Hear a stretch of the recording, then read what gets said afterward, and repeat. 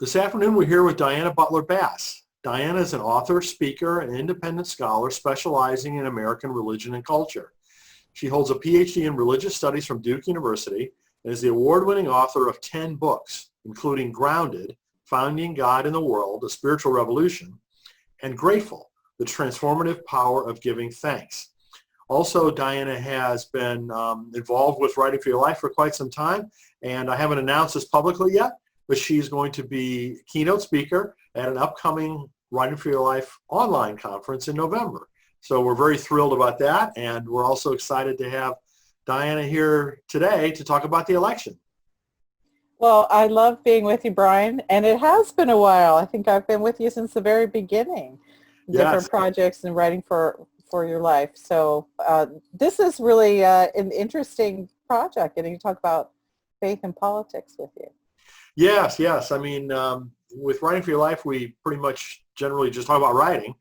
But since I launched Compassionate Christianity, allows us to talk about topics in a wider set of directions. And so with the election coming up, I just felt like, well, you know what? We need to have some conversations about all the issues that our country's going through. Yeah, it's really important. So just like, to start off with, why don't you kind of give us an overview of how you're feeling about the country, about where we stand? I have really mixed feelings. I don't know that I'm alone in that. Actually, I hope that some people will respond and affirm me. There are some days when I feel incredibly depressed. I watch the news and you see stories that you never imagine in a million years, that you would see. Troops in the streets of Portland, or children in the border separated from their parents, or just the way in which different politicians are acting, or people who don't seem to be particularly honest and doing it in very flagrant, very public ways. And so all of that, I just find, enormously depressing. But then there's this other part that arises with more than a little frequency. And it goes back to a book that I wrote in 2012. It was a book called Christianity After Religion. And in that book, I proposed that the United States was actually going through a great awakening. And I made this case by saying that an awakening isn't just a revival. It's not just lots of people having conversion experiences and coming into churches. But instead, an awakening is actually a transformation of who we are as a people, of our priorities, what is important to us, who we think counts as a person of faith, as a citizen. And awakenings are changes in our worldview, not just growing churches like Topsy. And so a few weeks ago, it's been in the last 5 weeks, I don't have the paper in front of me, but I did actually save the print version. It was following some of the worst protests of the kind of the midsummer. And there was a story, a front page of the New York Times.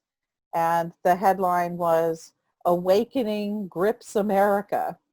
And when I picked up the Times and I saw that headline, I went, oh my gosh. And I ran over, I grabbed my own book off the shelf that talked about 8 years ago. I was writing about an awakening. And I put the story and the book side by side. And I went, oh my gosh, why would I even feel bad?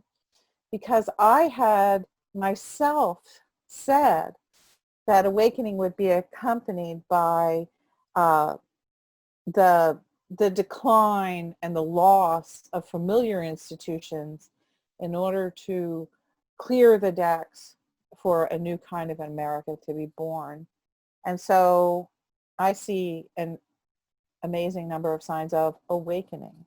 people far more committed to democracy, while on the other hand, that while democracy seems to be threatened, people far more alive to issues of the climate crisis.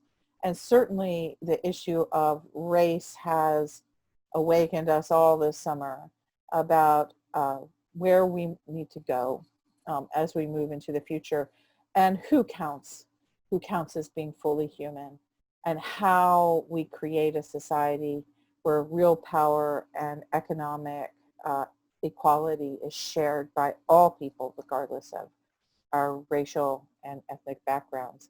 And so that to me is incredibly exciting. So those are my two modes: utter depression and, oh my gosh, it's here. There really is an awakening. So you caught me. I think today is an awakening day. I'm feeling pretty good today. That's good. I feel so similarly. You know, there are times when I'm really shocked and depressed about what's going on in our country. And then other days where, you know, I really feel a great deal of optimism. Mm-hmm. And certainly one aspect of the awakening is racial awakening. Right. You know, that we finally maybe are dealing with things that, you know, we should have dealt with centuries ago. That's right. And to think that those problems landed on our lap from 100 or 200 or 300 years ago, and now we get to either ignore them like we've been people doing have in the past, or we get to really do something about them. And if we actually do something about them, it becomes really part of the heroic story of these generations of Yes. people who are alive now. And history will remember. And Absolutely. That's very exciting. I think it's a really good way to look at it. Yeah. So the title of this interview series is Faith, Hope, and Love During an Election, right? So not polarization during an election, but how do we, you know, communicate with each other, you know, particularly across the aisle, so to speak, with compassion, and try to have listening and understanding. What ways have you found to be most effective in speaking with people in particular who don't share your political views? The first thing that I check when I know I'm going to be in a place where there are people who don't necessarily agree with me is I check myself. And just this morning, you know, we're talking at the end of July, Richard Rohr's newsletter from Center for Contemplation and Action came out. And the meditation this morning was taken, interestingly enough, from Thich Nhat Hanh, who wrote a piece about how understanding is what he called in the piece the first step towards what he called the Buddha mind, because of course he's a Buddhist, and so and for him, as Richard Rohr put this piece together, the Buddha mind, having the mind that was in Buddha, as it were, is the first step towards compassion and empathy, because we can't really talk to our neighbor if we don't have some level of understanding of who they are and what has brought them to the place where they are.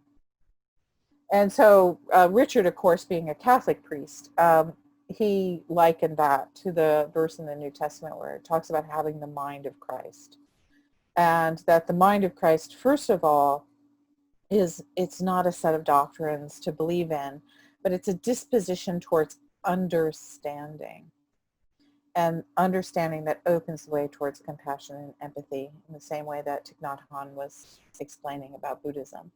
And so I was just really taken by that, because I know the first thing that happens when I'm in a conversation with someone who has different opinions that I have is I want to convince them, you know, that they're wrong, you know, it was evil for them to have voted for Donald Trump or what have you. And I want to win, you know, the argument. But that's not a mind of understanding. And I think this summer, just personally, it's been a place where I've been challenging myself, is to open my sense of what it means to understand people who are in a very different place than I am. And that even extends towards politicians who I frequently have some pretty stern words to say about on Twitter.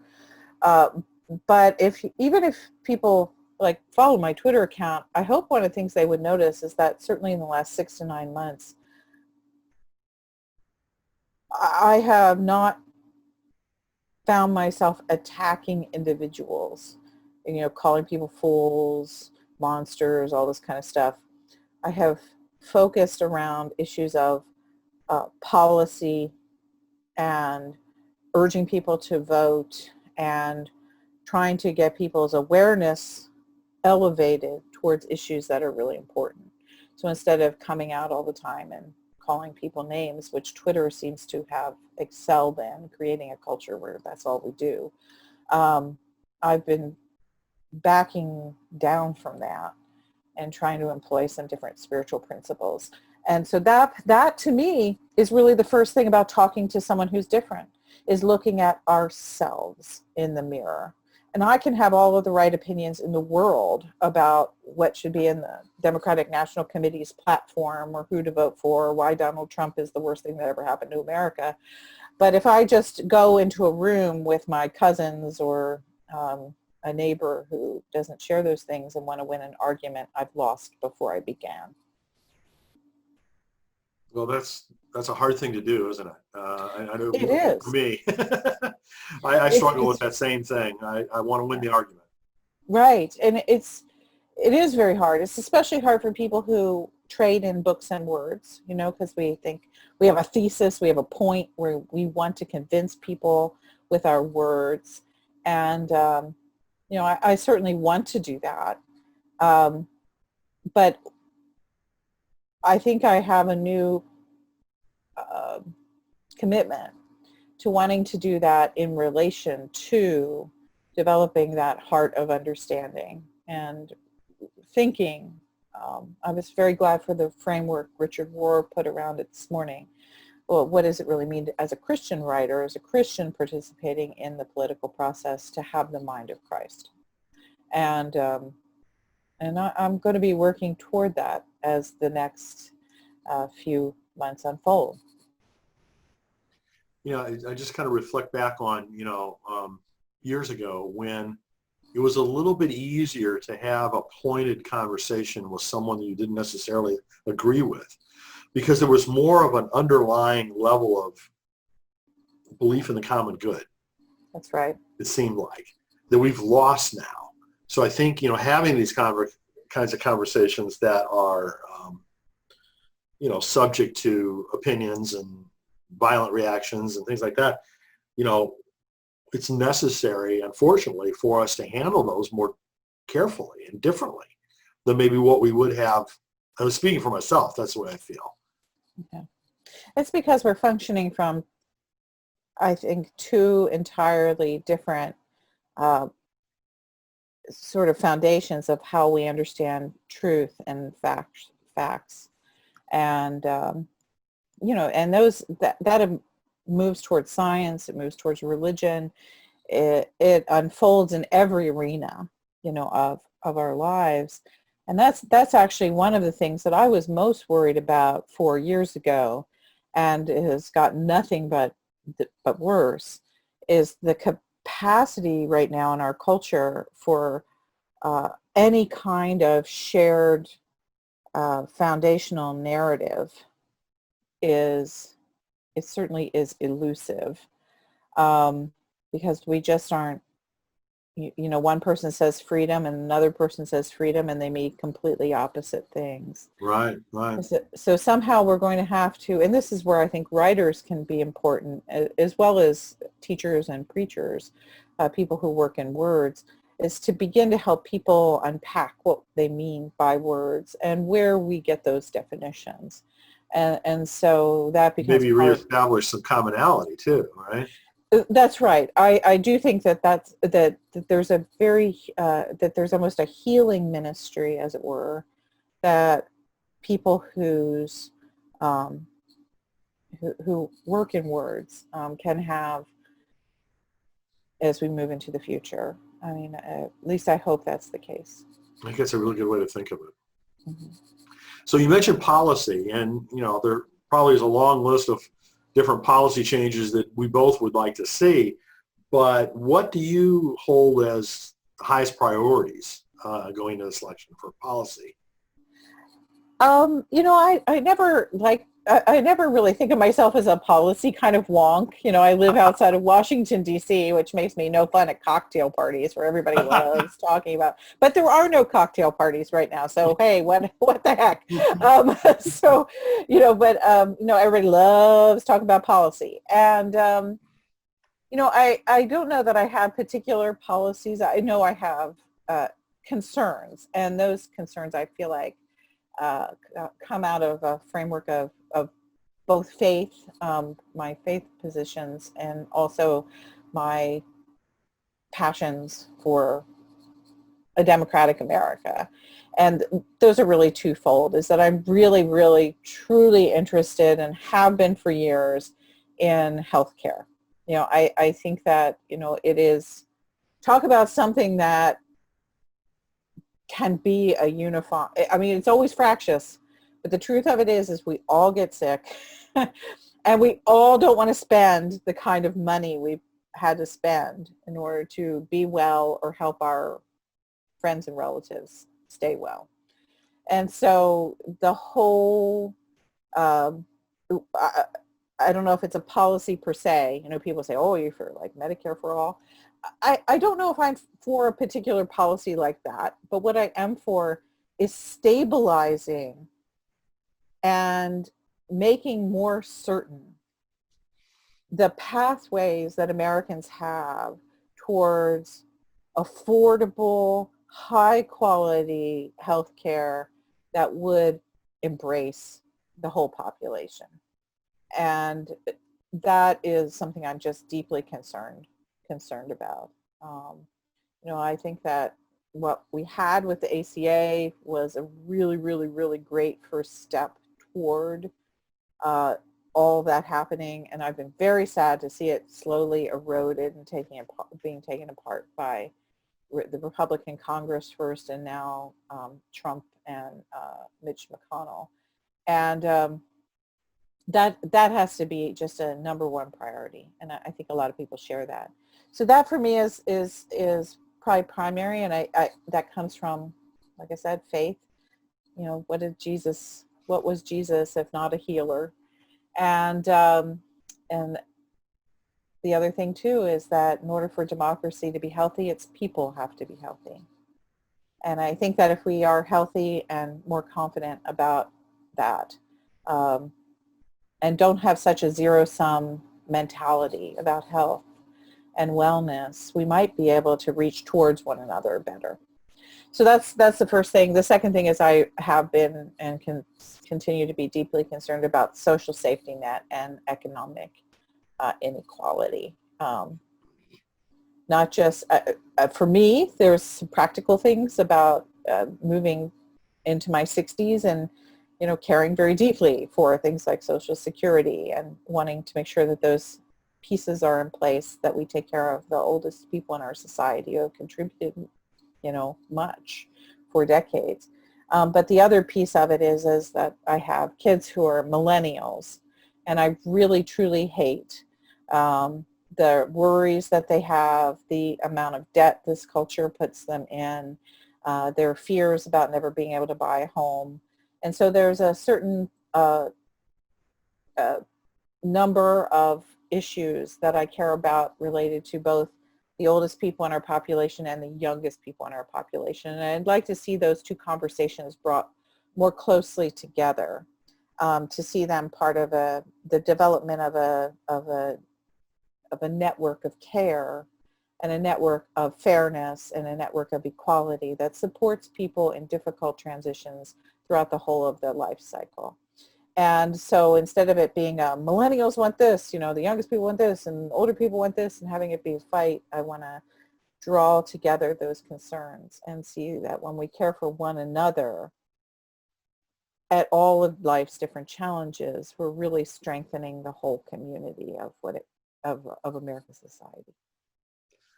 So a few minutes ago, we were kind of talking about our country finally having to reckon with the racism that's been going on in different forms for centuries. Um, what steps would you like to see our politicians take after the election to combat systemic racism?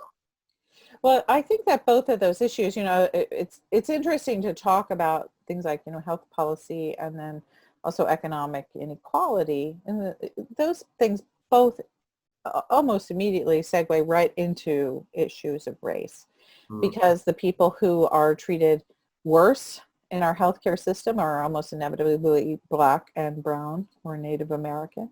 And the people who are treated best are people who are white, European background people. And the same thing goes with economic insecurity, is that wealth is still concentrated by and large in white populations, and it is less available and less, and Black people and brown people just have less access to both the sort of the making of wealth and the passing of wealth through generations. And so if we're dealing with health and economic equality, race becomes part of the conversation automatically. And that's what I really want to see. I don't want to see policy separated from concerns about race and, interestingly enough as well, gender. I want to see the intersections of those. And I really hope that the next Congress, the next president can think in terms of weaving those together into making and this goes with awakening, making a different kind of story of what it means to be American. Because if wealth is shared, if health is shared, if we can really recognize the goods that we have all contributed, immigrant, native born, white, brown, Black, Native, all those people, if we can really recognize all of those people as part of the whole American family, that will be awakening to a new reality. Not just a lip service of, oh, we're a diverse society, but the real making of a truly pluralistic nation with democratic opportunity and real economic equality for all of its citizens. And so that's, I want to see that integrated conversation, not separate policy compartments, not siloed sort of political movements, but ones that understand how race and gender cut across some of our most difficult issues. absolutely true. Absolutely true. So clearly, encouraging people to vote is really important. But beyond that, what additional steps would you suggest that people take in order to affect change before the election? Wow, that's a great question. I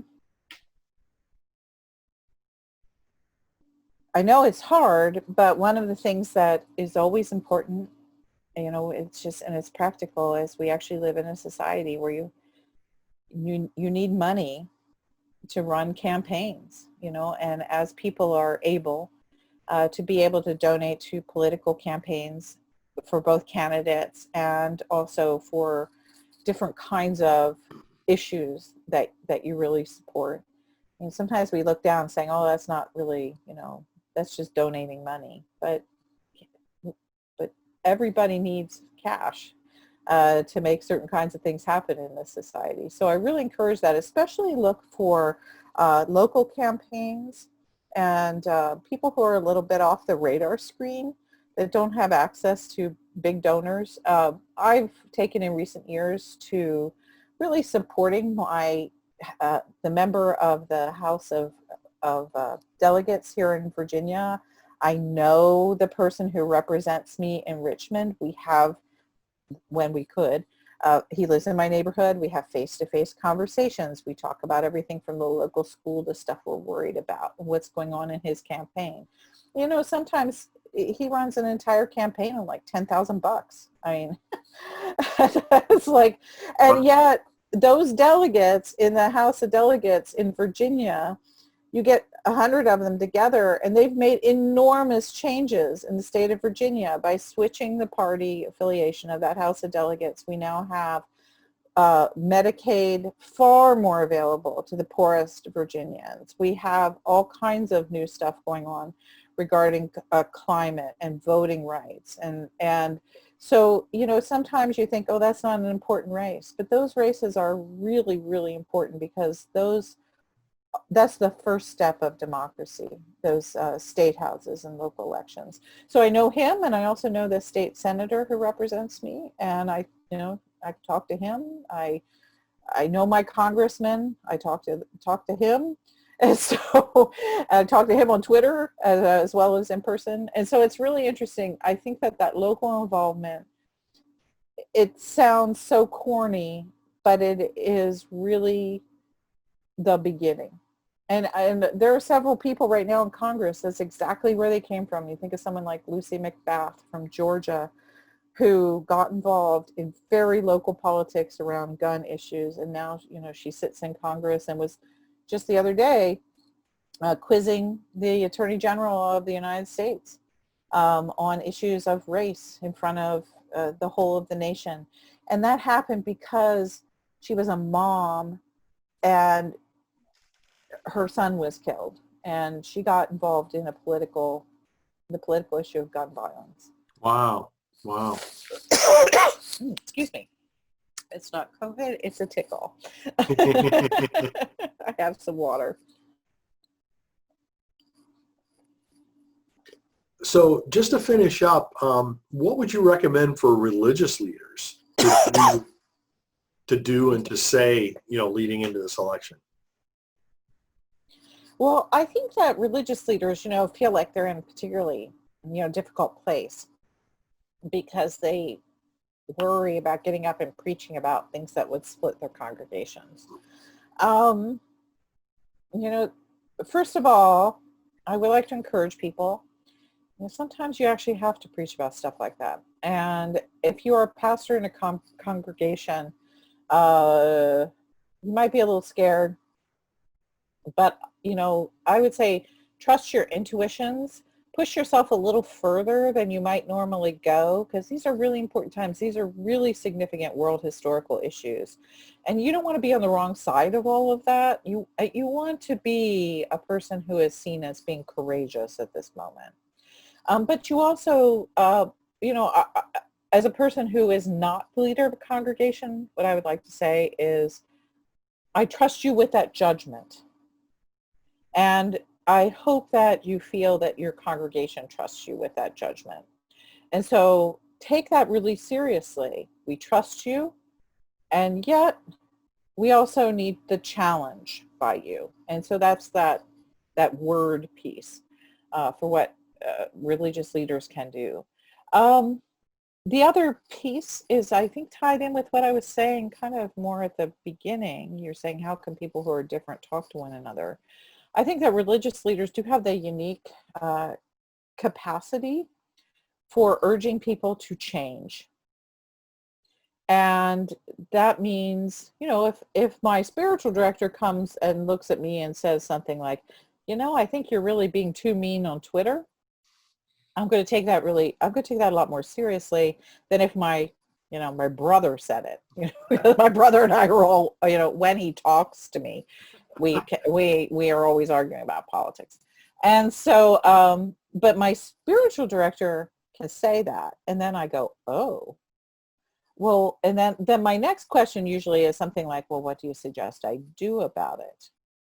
And see, that's the place I think where religious leaders have a really important role to play, is that you don't want to care for the spiritual lives of your congregation, such that you're only affirming kind of how they already see God, how they already see Jesus. But you want to care for them so that they grow into being their best selves. So that they really do have, if you're a Christian listening to this, they really do have the mind of Christ, that they develop that capacity for compassion, empathy, that comes from understanding the full humanity of other people. And so I would say, draw off those two things. Those are very basic and beautiful task that I suspect that lots of pastors actually like. And that is courageous preaching, done within the context of your congregation with wisdom, discernment, and all those pieces all tied in. And then that shepherding task, the pastoral task.